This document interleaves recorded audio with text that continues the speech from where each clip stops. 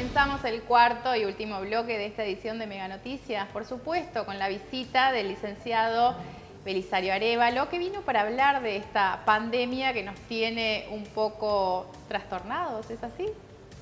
Sí, evidentemente nos ha cambiado la vida, Karen, y nos va a cambiar para siempre esto, ¿no? Evidentemente no hay antecedentes en la historia de una pandemia de estas características, así que todo lo que está sucediendo se está también estudiando al mismo tiempo, ¿no? Claro, y lo psicológico, lo mental es crucial en la población, porque una de las situaciones más artificiales es esto, la de no poder verse. El ser humano, entre otras cosas, es un ser social, claro, necesita de los vínculos. Y bueno, el no poder vincularse, ni siquiera acercarse físicamente, pone a prueba nuestra capacidad de adaptación, y es muy importante eso también. Ese es otro gran tema, porque seguramente que van a aparecer todo tipo de trastornos a medida que esto vaya siendo más estudiado. Pero hay dos cuestiones con las que me quedé del bloque anterior y tienen que ver con esta disociación que podemos llegar a hacer, y quiero que refieras a eso nuevamente para explicar un poquito más acerca de esta cuestión, este síntoma que nos puede llegar a dar.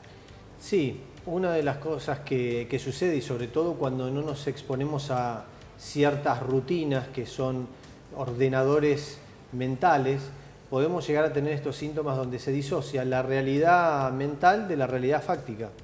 Sobre todo con esto que tenemos alterado el ritmo del sueño y la vigilia, con esto que no tenemos la exposición al sol que deberíamos tener para que el cerebro registre cuando es de día y cuando no lo es. En fin, una serie de circunstancias, y el aislamiento en sí hace que, bueno, que uno de los síntomas pueda llegar a ser la disociación, empezar a que la realidad de la cabeza vaya por un lado y la realidad fáctica, las cosas que realmente suceden, por el otro lado. Esto que hablábamos un poquito en el corte respecto de la alteración respecto al entorno, y me toca de cerca porque siempre digo en el noticiero que nosotros tratamos de dar información siempre actualizada, por supuesto, y oficial, pero evidentemente existe información de todo tipo, uno recibe información de todos lados, incluso estos fake news suelen aparecer con la rúbrica de un decreto presidencial y cosas así que uno tiene que volver a rastrear. Hay gente que por ahí no hace esto del rastreo de la información para poder comprobar si es fidedigna. Esto del entorno así complejo que tenemos, ¿cómo nos afecta? ¿De qué se trata? Bueno, ahí hay que primero poner filtros. Hay que filtrar la información, la cantidad de información hay que filtrarla, es decir, hay que ponerse un tope, no podés estar mirando noticieros desde que te levantás hasta que te vas a dormir porque te altera.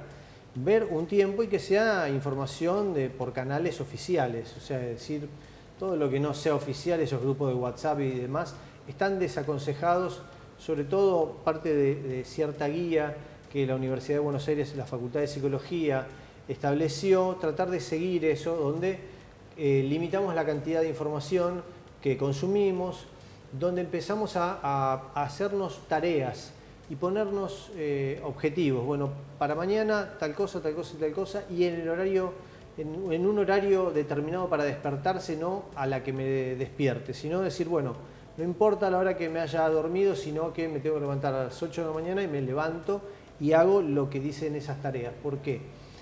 Porque eso nos ordena la cabeza. Es importantísimo eso, sobre todo ¿para qué? Primero el aseo personal, que es parte fundamental, que se va perdiendo con este aislamiento. Empieza la cosa así medio del síndrome de Diógenes, andar medio desarreglado en casa, o ya demasiado de entre casa, o con la misma ropa que se duerme. Eso hay que evitarlo. También hay que intentar mantener cierta prolijidad en el aspecto. Lo que dijimos de la convivencia anteriormente, si convivimos con otros familiares o otras personas, hay que tratar de evitar los roces, o cuando las cosas llegan a un determinado nivel, tratar de tener un aislamiento físico y verbal de la persona, como para que se calmen las aguas. Es importante también no sobreexigir a los demás, porque también es otra de las cosas. Estar en casa, entonces todos tenemos que, no sé, hacer tal cosa, exacto. Bueno, eso no, también hay que bajar los decibeles. Pensar que cada uno tiene sus tiempos, ¿no? Cada uno de nosotros como personas de por sí tenemos nuestros tiempos. Entonces, ahora pasa mucho esto de la sobreexigencia a los chicos, esto de enviarles las tareas. Hay algunos chicos que están realmente sobreexigidos por parte de los colegios y las docentes.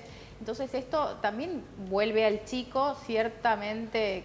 Es muy complicado porque siempre sugerimos limitar a los niños y a los adolescentes, limitar el acceso a internet, a las redes o a los dispositivos. Claro. Siempre le recomendamos eso. Lo que pasa es que ahora todo es por dispositivo. Las clases van a ser por dispositivo, las conversaciones con otras personas a través de un dispositivo. O sea, tenemos que entender que hay que encontrar un equilibrio exacto porque hay problemas que después muchas personas tienen problemas visuales, táctiles por la utilización de estos dispositivos justamente, y hay una cantidad de horas determinada y cada edad tiene su límite también. Entonces hay que intentar hacer otras cosas. Una de las cuestiones, Karen, fundamentales que por ahí la gente lo ve pero le entra por un lado y le sale por el otro, es el tema de la actividad física. Es muy importante hacer la actividad física porque ya el tiempo de cuarentena que llevamos, yo creo que la mayoría de nosotros ha perdido la masa muscular que tenía en relación con la grasa corporal que tiene actualmente, porque obviamente no tenemos el ejercicio natural de caminar, de hacer nuestras actividades y demás. Y bueno, no digo necesariamente tener un gimnasio en la casa, pero buscar tutoriales para hacer en serio un ejercicio físico, porque eso ayuda mucho a descargar, sobre todo esta adrenalina y noradrenalina que se descargan cuando están esos accesos de ira, de pelea, de conflicto. Es una manera también de bajar los decibeles con el ejercicio físico. O sea, una de las recomendaciones es esa. Otra de ellas es intentar tener contactos sociales con personas, que obviamente ahora todo es de manera a través de dispositivos, pero intentar mantener el contacto con familiares, amigos, no perder, no aislarse más de lo que uno ya se tiene que aislar desde lo físico, pero no aislarse del resto de las personas. Eso es muy, muy importante. También es cierto que hay que mantener una cierta cantidad de horas que hay que dormir, por lo menos de 7 a 8 horas hay que intentar dormirlas, no dormir así por pedazos. Dormir todo de uno. La siesta formoseña se puede seguir Es bárbara la siesta para recuperar, pero en realidad la cantidad de horas que hay que dormir después son las mismas. Ajá. O sea, la siesta es un extra para que descanse el psiquismo, las neuronas. ¿Cuántas horas de siesta? ¿Cuántos minutos? No, la siesta, bueno, científicamente son 20 y pico de 20 minutos. Sí, que más o menos... Pero esta cuarentena como también, que te invita a por ahí haces una siesta de 5 horas. Claro, se puede dar tengo gente que lo hace. Este síntoma que es la hipersomnia y también dormir de más. Hay mucha gente que, bueno, a través de las consultas, que duermen muchísimo, como una manera de eludir, es un mecanismo psíquico, la hipersomnia. Bueno, hay que intentar evitar esa exageración de horas porque también hace mal. Entonces, ponerse el despertador, utilizar, ya que tenemos el que tiene un dispositivo de un celular, lo que fuere, poner las alarmas. ¿Para qué? Para acordarse de también tomar los medicamentos, el que los toma, tomar agua, porque es fundamental la hidratación para que nuestro organismo funcione bien. Al estar en la casa, tal vez al no tener tanta actividad, la persona no se hidrata como debería. Bueno, es fundamental para el cerebro hidratarse, para todo el organismo obviamente, hidratarse la cantidad necesaria. Y otra cosa, Karen, que es cierto, que hay personas que evidentemente ya no le alcanza con hablar con un conocido, con un amigo, con lo que fuere, utilizar, aprovechar estas herramientas que habíamos comentado en el bloque anterior, que diferentes provincias y lugares han puesto a disposición de la población para hacer esta consulta psicológica de auxilio. Bueno, está bien, es importante también esa, y el que no, y el que puede, hacer una consulta psicológica y hacer una terapia, que son cosas diferentes. Claro. Las de primeros auxilios psicológicos es una cosa y la terapia es otra cosa. La terapia lleva más tiempo y se sostiene en el tiempo. Bueno, intentar eso el que dejó la terapia y puede, ya sea porque la obra social ahora se lo reconoce o porque puede hacer por transferencia, también hacerlo, porque nuestra salud, hoy el que está adentro se preserva, la salud física, pero la salud mental se empieza a deteriorar. Bueno, entonces empezar a darnos cuenta que eso es un elemento fundamental, porque nuestro sistema inmunitario también depende de cómo nos sentimos, entonces es importante tener esto. Hay que estar bien en el cerebro para poder continuar esta vida, porque en algún momento va a pasar, en algún momento vamos a volver a las calles y a volver a conectarnos, quizás como decías hoy, de manera diferente, porque esto nos cambió la vida aparentemente para siempre.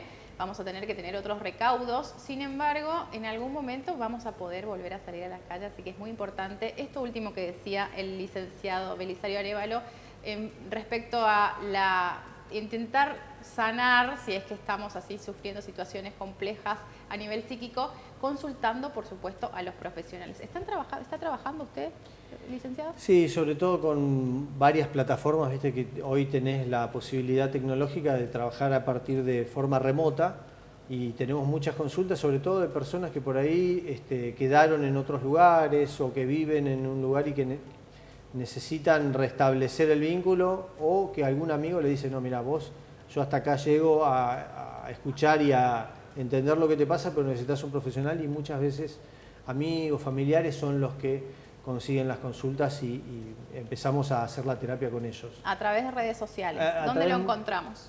Hay una página en el Facebook, o sea, dentro del Facebook es Neuropsicólogo Formosa, todo junto, y si no, a partir del nombre se puede googlear, y bueno, y con el nombre ahí está en la plaquita, y hay un teléfono también que está en placa, que se pueden comunicar y bueno, donde se hace este tema, ¿no? Muy bien, le agradezco la visita nuevamente, lo saludo. Nos saludamos, Karen, así. Como la otra vez cuando vino. Sí, exactamente. Nos vamos a ver más seguido seguramente, Karen, porque ahora sí que ha pasado más de un mes de este aislamiento social obligatorio, realmente empezaron a surgir muchos temas que debemos tocar, seguramente. Sí, por supuesto, y estamos muy atentos a lo que vaya sucediendo y por supuesto ansiosos de poder seguir conversando con usted sobre todos estos temas, porque a nuestra audiencia le interesa muchísimo.